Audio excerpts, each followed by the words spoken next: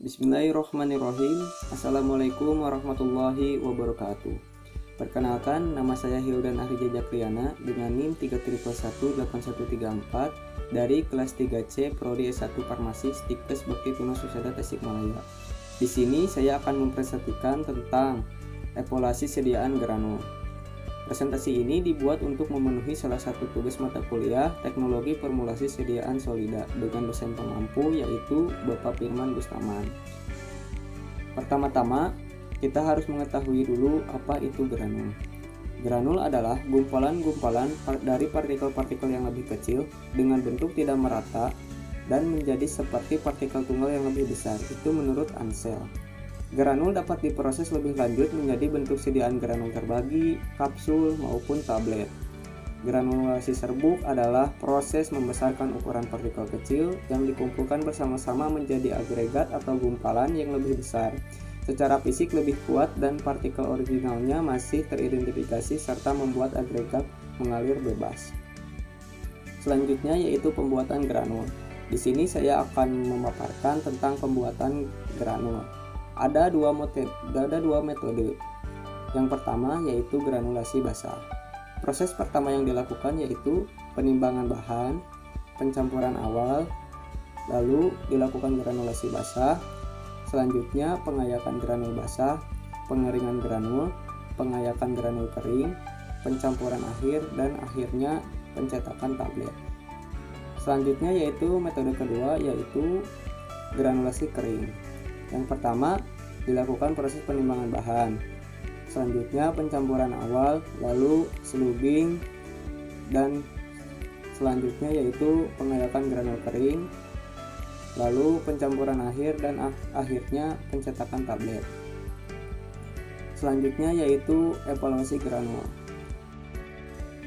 Evaluasi granul yang saya akan paparkan diantaranya yaitu uji sifat alir dan sudut diam, uji kompresibilitas, uji distribusi ukuran partikel, dan uji kelembapan. Uji yang pertama yaitu uji sifat alir dan sudut diam. Alat yang digunakan pada uji ini yaitu granul pole tester. Granul pole tester ada yang sifatnya otomatis, semi otomatis, dan yang manual. Tujuan uji ini yaitu untuk mengetahui sifat alir granul dan sudut diam. Metode yang digunakan diantaranya metode corong, cara langsung, dan metode sudut diam atau cara tidak langsung. Untuk menghitung sudut diam, dilakukan pengukuran diameter dan tinggi keracut yang terbentuk. Kemudian, hitung sudut diam atau sudut istirahatnya dengan persamaan berikut. Theta sama dengan tangan pangkat min 1 kali H dibagi R. Theta itu sendiri yaitu sudut diam, H tinggi kerucut, dan R jari-jari kerucut. Untuk persyaratan uji sifat alir dan sudut diam, yaitu untuk sifat alir 100 gram granul waktu alirnya tidak boleh lebih dari 10 detik, dan untuk sudut diam kurang dari 25 derajat sangat mudah mengalir, 25 derajat sampai 30 derajat baik untuk mengalir, 30 sampai 40 derajat cukup untuk mengalir, dan lebih dari 40 derajat sukar untuk mengalir. Berikut saya paparkan video prosedur uji sifat alir dan sudut diam dengan alat granul pole tester yang otomatis atau metode langsung. Pertama-tama, siapkan 100 gram granul dan dimasukkan ke dalam corong. Setelah itu, biarkan granul mengalir dengan menekan tombol start. Granul dikatakan memiliki sifat alir yang baik apabila untuk setiap 100 gram massa granul, waktu alirnya tidak lebih dari 10 detik. Uji selanjutnya yaitu uji kompresibilitas. Alat yang digunakan pada uji ini yaitu tap density tester. Tujuannya untuk mengetahui tingkat kompresibilitas suatu granul untuk membentuk tablet dengan tekanan tertentu. Rumus yang digunakan pada uji kompresibilitas ini yaitu Kp sama dengan P0 kurangi Pn dibagi P0 kali 100%. Kp itu sendiri yaitu persen kompresibilitas, P0 volume awal, Pn volume pada jumlah ketukan. Persen kompresibilitas dapat dikatakan baik jika hasil persen kompresibilitas kurang dari 20%. Berikut ini saya paparkan video prosedur pengujian uji kompresibilitas. Yang pertama, 100 gram massa granul dimasukkan ke dalam gelas ukur 100 ml.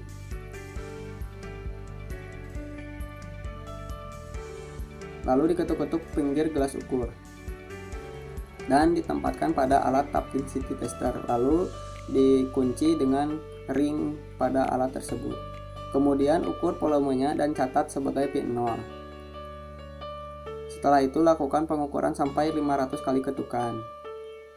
Alat tap density tester tersebut bergetar dan mengetuk sebanyak 500 kali ketukan. Setelah selesai, kemudian ukur volumenya dan catat sebagai P1.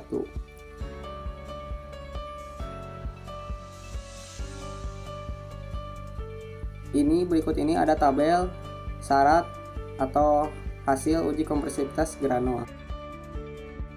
Selanjutnya yaitu uji yang ketiga, distribusi ukuran partikel. Alat yang digunakan pada uji ini adalah chip shaker.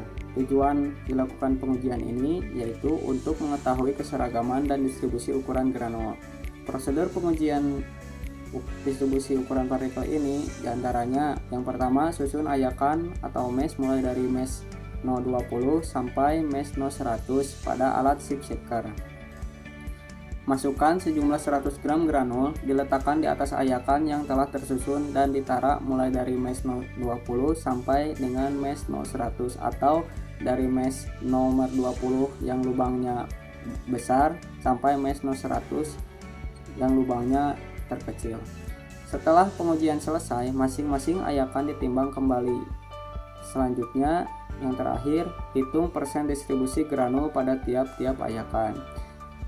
Di samping ini ada tabel distribusi partikel dengan nomor mesh ayakan dan persen distribusi ukuran partikelnya. Di sana ada ketentuan-ketentuannya. Uji yang keempat atau yang terakhir yaitu uji kelembapan atau bisa disebut juga uji kadar air. Alat yang digunakan pada uji ini yaitu alat moisture balance. Tujuannya untuk mengetahui kadar air atau kadar kelembapan suatu granul. Adapun rumus uji kelembapan ini yaitu persen LOD sama dengan granul basah W0 kurangi granul kering W1 dibagi granul basah W0 kali 100%. LOD itu sendiri yaitu loss of drying. Untuk set suhu pada alat ini 70 derajat Celcius. Adapun nanti di prosedur pengujiannya pada video nanti dilakukan set suhu sebesar 105 derajat Celcius. Hal ini mengakibatkan si kadar air lebih dari syarat. Kenapa demikian? Karena si zat pada kristal granul tersebut ikut menguap. Untuk persyaratan kadar air itu sendiri dikatakan baik apabila hasil perhitungan persennya 2-5%. Berikut ini saya paparkan video prosedur pengujian uji kelembapan atau uji kadar air. Yang pertama, timbang granul sebanyak 5 gram, kemudian tempatkan dalam wadah alat moisture balance. Setelah itu nyalakan sampai tercapai suhu 105 derajat Celcius selama 5 menit. Kemudian didapatkan persen kadar air yang stabil. Dan juga ditentukan sebagai nilai persen LOD atau loss of drying. Mungkin cukup sekian presentasi yang dapat saya sampaikan. Semoga presentasi ini dapat bermanfaat dan menambah wawasan bagi kalian semua. Mohon maaf bila banyak kesalahan. Wabillahi taufiq wal hidayah. Walhamdulillahirabbil alamin. Wassalamualaikum warahmatullahi wabarakatuh.